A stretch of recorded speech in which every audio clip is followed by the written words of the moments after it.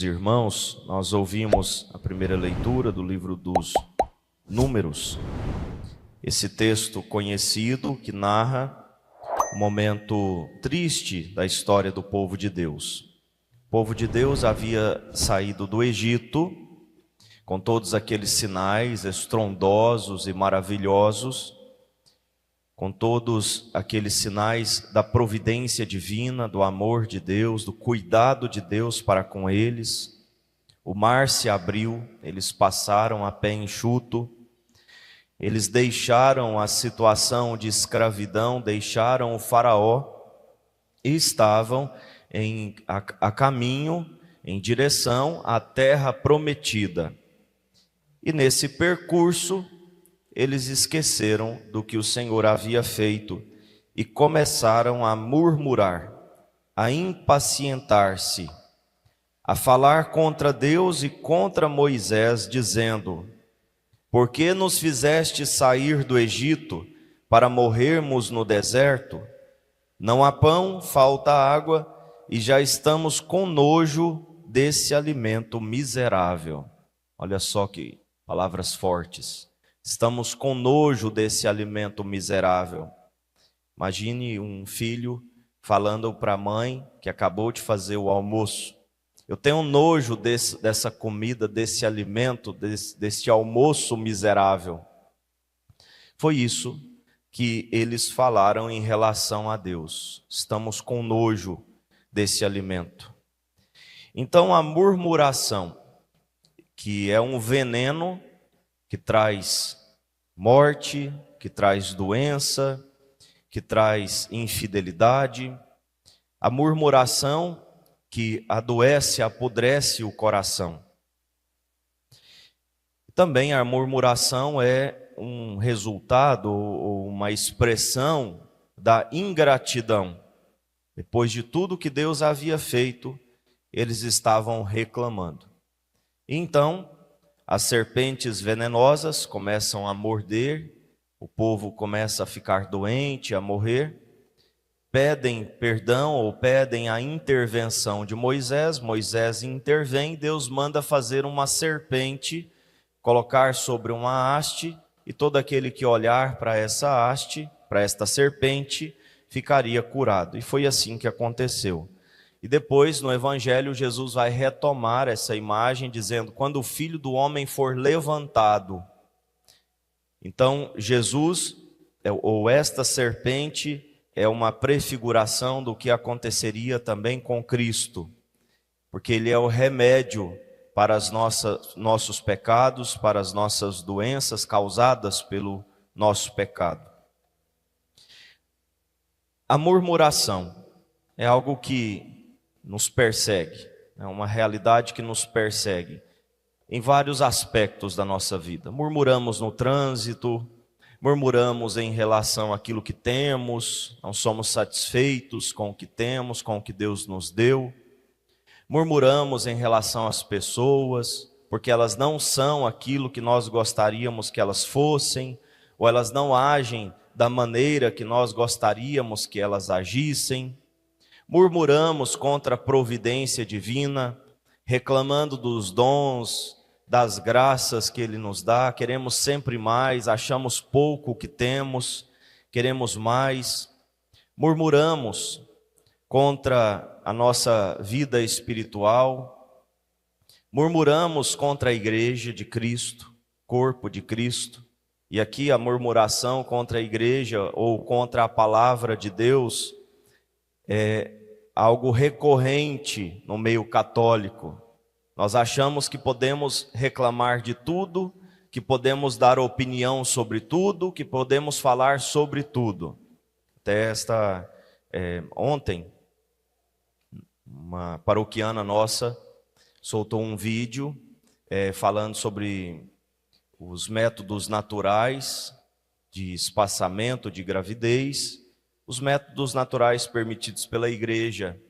E eu recebi algumas críticas, porque de certo modo fui citado no vídeo, fui marcado no vídeo, e recebi algumas críticas, pessoas dizendo: eu não concordo com essa história de não poder usar métodos artificiais para não ter filhos.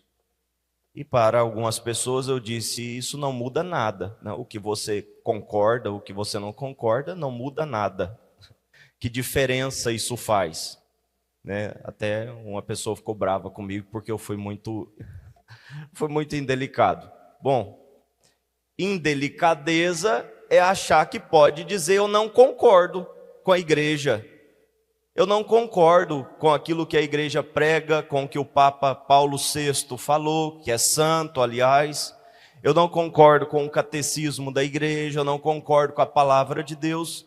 Bom, isso não é indelicadeza. Isso não é falta de educação. Agora, dizer o que você pensa não muda nada a realidade. Nós só temos que concordar com a igreja. Aliás, nós só temos que obedecer à igreja, nós não precisamos concordar. Porque o que eu acho ou o que eu não acho não faz diferença em relação à palavra de Deus ou à doutrina perene. Mas aí o indelicado sou eu, que disse a verdade, e que mostrei para as pessoas que, na verdade, aquela expressão "eu não concordo" é uma grande soberba. É um grande orgulho, é uma murmuração. Eu não concordo com esse alimento miserável, eu não concordo de estar aqui no deserto. É assim, as coisas se repetem. E nós murmuramos contra Deus e contra o seu ungido, ou os seus ungidos, ou seja, a igreja, o Papa, a doutrina da igreja, os bispos, os padres, e vamos falando como se não houvesse consequências. E a consequência da murmuração é um veneno que vai entrando na nossa vida e nos matando por dentro. Nós precisamos superar o falatório que põe, muitas vezes, Deus como errado, a igreja como incerta e eu como o único critério do que é bom, do que é ruim, do que é certo, do que é errado, do que é justo, do que é injusto, do que pode, do que não pode. Então Deus é ruim, a igreja é suspeita, mas eu sei o que é bom. Então a murmuração traz esse veneno para a nossa vida, porque afinal de contas foi isso que aconteceu com o povo de Deus. Eles estavam dizendo que sabiam mais do que Deus, sabiam mais do que Moisés. Nós temos que aceitar as coisas que acontecem em nossas vidas com gratidão, porque Deus, ou Ele quer que aquilo aconteça, ou Ele permite que aquilo aconteça. Se Ele quer, é porque é bom para nós. Se Ele permite, é porque é bom para nós. Porque Ele não permitiria nem mesmo o mal, não permitiria inclusive o mal, se dele não pudesse e quisesse tirar um bem maior. E é claro que eles estavam vivendo uma vida sofrida nesse deserto, mas existia uma terra prometida, existia um paraíso esperando eles, podemos dizer assim. Assim, em relação a nós, existe um paraíso nos esperando, existe uma terra prometida, a vida com Deus no céu. O Senhor é lá de cima e nós somos aqui de baixo, como nós ouvimos no Evangelho. Vós sois daqui de baixo, eu sou do alto. E é para essa vida do alto que o Senhor nos chama.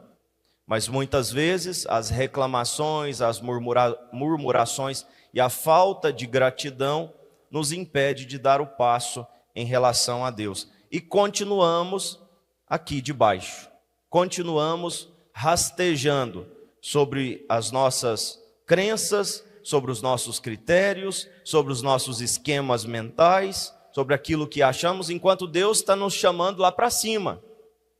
Está nos chamando a dar saltos na nossa fé, a dar passo na nossa fé, a fazer atos de fé que nos levam lá para cima, em vários níveis da nossa vida, em várias ocasiões, em várias circunstâncias. Deus está nos chamando para o alto.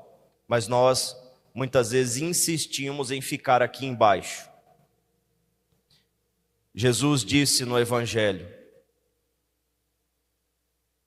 eu parto e vós me procurareis, mas morrereis nos vossos pecados. Vamos pedir a Jesus que nós jamais escutemos isso da boca de Deus, que nós vamos morrer no nosso pecado. Não queremos morrer no nosso pecado, nós queremos viver com Deus no alto, queremos viver com Deus no céu. Então vamos pedir a Jesus que nós saibamos contemplá-lo na cruz, nós saibamos contemplá-lo nessa haste, porque ele foi para a cruz para nos livrar dos nossos pecados, das nossas infidelidades, para pagar o preço das nossas transgressões. E é olhando para a cruz que seremos curados de todo e qualquer pecado, das nossas murmurações, da nossa ingratidão. Se você se percebe ingrato com Deus, com aquilo que você tem, com aquilo que você está vivendo, com aquilo que está acontecendo na sua família ou até mesmo no seu grupo da igreja, se você se percebe ingrato, olhe para a cruz, olhe para as mãos chagadas de Cristo, olhe para os pés chagados, para o lado aberto, olhe para a coroa de espinhos, contemple aquele sangue derramado, para que surja no seu coração a verdadeira gratidão. Louvado seja o nosso Senhor Jesus Cristo. Para sempre seja louvado.